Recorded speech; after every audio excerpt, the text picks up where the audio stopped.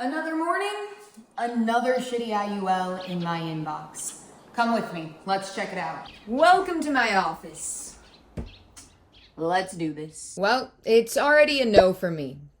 Transamerica is an immediate no. Right off the bat here, we got $700,000 of death benefit, $1,274.58 a month. This policy is not going to be good. The client is 52. I took away that information. The policy does come with extra healthcare benefits and long-term care rider, which that's great. Okay. Looks like we got 100% of the money in the global index. The global index is a blended index with S&P 500 Euro stocks and then the Hang Seng index. So it's global, that's for sure. It's a blend of all of these. Whichever one is higher will get 50%. Whichever one's lower will get 30, and 20% will be for the Hang Seng, okay? Not bad. Not bad. Still don't like the 100% in one index, but it's not a horrible index. At least it's not a proprietary index. The index has a 13% cap, 100% participation rate, with a 0.75% guaranteed floor. Okay. And here we are. So, client is 52, gonna turn 53. We got $15,000, almost $300 going into the policy every year. And then they're showing 3 different projections. Looks like we got the floor, right? The guaranteed projection is to earn 0.75%. Our non-guaranteed is showing 3.5%, and then 7% return. I do that because 7% is absolutely realistic. But should it be shown in an illustration? No, it shouldn't. Because this is hypothetical. You always want to under-illustrate when you're presenting these to a client. But even with that 7% return, there's no cash value on year 1, and we're only earning interest on $11,000 out of 15. It's because the death benefit is way too big. Year 5, 76 grand went in. We have 60,000 and 45,000 in the cash value, and the death benefit is increasing. Good. That's what we needed, is for the death benefit to increase. What about 10 years? 10 years from now, 152 went in, 138. And way more death benefit, 838. Now, I know that this client has kids and also has grandkids, so the death benefit is important, sure. But I also know that they mentioned this was for retirement. 15 grand is a lot of money. You're not just throwing 15 grand at a life insurance policy in your 50s because you want to pass on death benefit coverage. Like, you could do that for so much less money. Like, this was about cash value and planning for retirement. Let's look at another 5 years. So now the client is 67 years old, 229,000 win. Oh, wow. We finally are breaking even at a 7% return on average. Almost $1 million in the death benefit. Also, little thing right here, if you look at year 14, the cash value and the policy's value, not equal yet.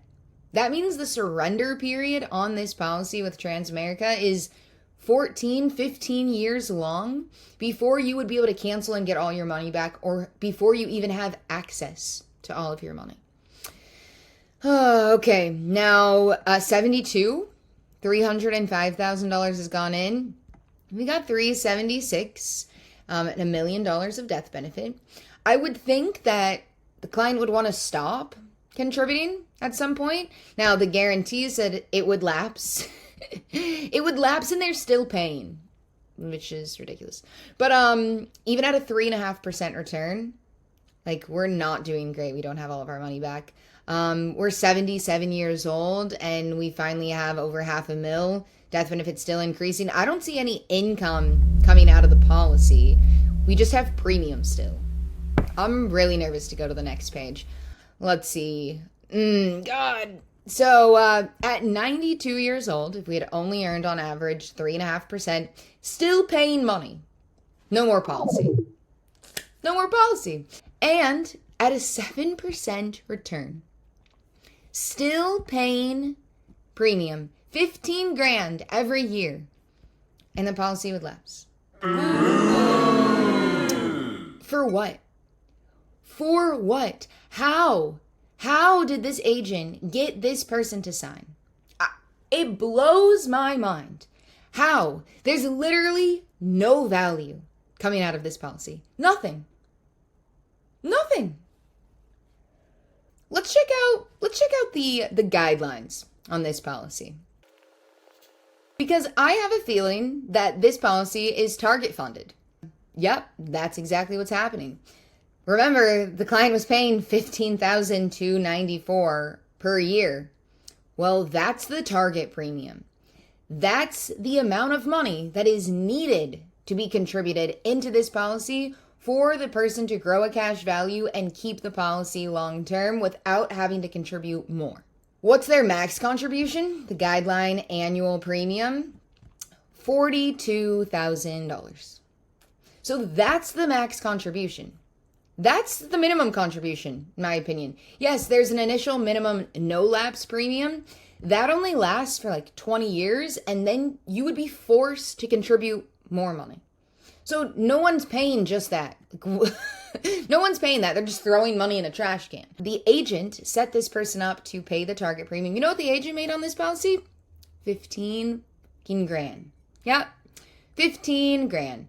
This is ridiculous, honestly, ridiculous. The agent who set this up should feel ashamed, but I'm sure that they're sleeping great at night. Why should you trust me in what I say? Well, I have a reputation on social media. I'm known as Casey the Dollar. I have over 100,000 followers on TikTok because of the way that I educate about life insurance and how I call other agents out. So how would I have set this policy up? Let's check it out. We could have used Midland National as an example. And for the same amount of money, the death benefit, $187,000. You're kidding. That's more than $500,000 less. And still a decent amount of coverage. That's also going to increase over the policy's life. The policy still has living benefits. There's a death benefit protection. Like, it's offering all the same things. I would have allocated the money into at least 4 different places. The S&P 500 with a cap of 9.5%.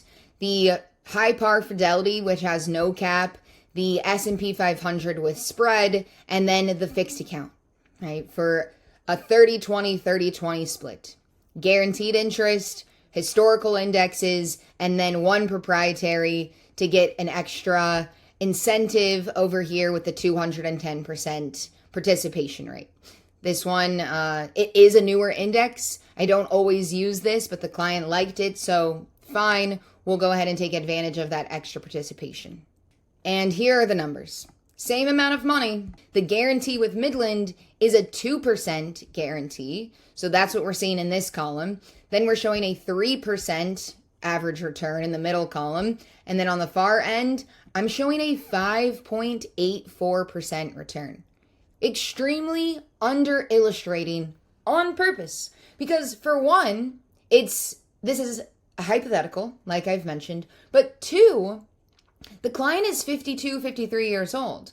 They might not actually want to fund the policy for 20 years. Now, when I spoke to them, they did want to fund the policy until they were around 71, 20 years of funding. Great, that's wonderful. But if you don't fund it all the way, which is totally fine and should be fine if the policy is set up correctly, we want to have realistic expectations. Now, 15 grand goes in on year one. We're earning interest on $13,745, and look at that. Half of the money is available in the cash value already. And now we already have 200 grand of coverage. By year 10, 152,000 has gone in. We have 164. Crazy how that works. Already in year 10, we're surpassing our contribution. And we have $340,000 of death benefit. Wonderful. The surrender period with Midland is 10 years. So by year 11, we have full access to our account value.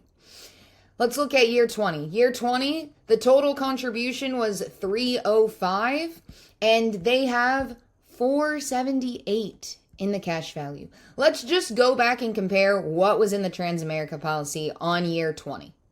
In the original, 305 was contributed and we had 376. That's compared to $100,000 more in the cash value for the same amount of money. Yes, we have half the death benefit coverage, but $500,000 of coverage is still a great amount of money. The client wasn't after death benefit, so the priority was cash value. So that's what's important. I didn't have any more money going into the policy either. Client wanted to pay for 20 years. Perfect. That's what I'm going to show them. Now, of course, our guaranteed column is going to end because it's a 2% return. Same with our 3% return. These columns are going to show, hey, if you're going to take the money, there's not going to be any more money left at that rate. I was pulling out $44,000 a year. $44,000 a year. At our 5.84% return, when the client's 81, 82 years old, they put in their 305, they've pulled out 440, they still have $340,000 that would go to their beneficiary. And the policy stays in force at 5.84%. Now, by 91 years old, $880,000 has come out.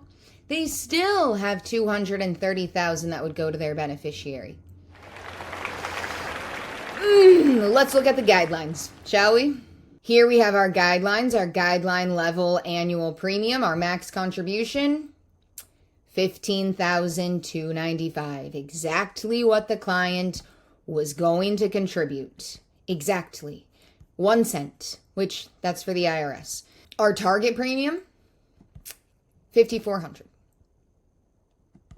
$5,400. So the commission, about $5,000. Compared to $15,000. With a minimum of $2,300. You see that at the bottom, a minimum of $2,300? That's compared to what? Almost $8,000 on the other policy? Like, why do life insurance agents like not care about people? Like, I don't understand. It's because money. Money makes people act crazy. This is an older person with kids and grandkids trying to do something nice for themselves, having the money to do something nice for themselves and for their family, and getting completely just robbed. I mean, the client ended up actually canceling the Transamerica policy, losing $15,000 and starting a new policy because they so much believe in what the IUL can do and the value that's in it that they just said, it's fine. I messed up. I got the wrong policy and I didn't know the right things to ask or the right things to look for. And so it's my fault. And please help me get the right policy set up. Like, if you found this video valuable, please like and subscribe to my channel. Don't miss out on any other trash IULs that end up in my inbox. Bye.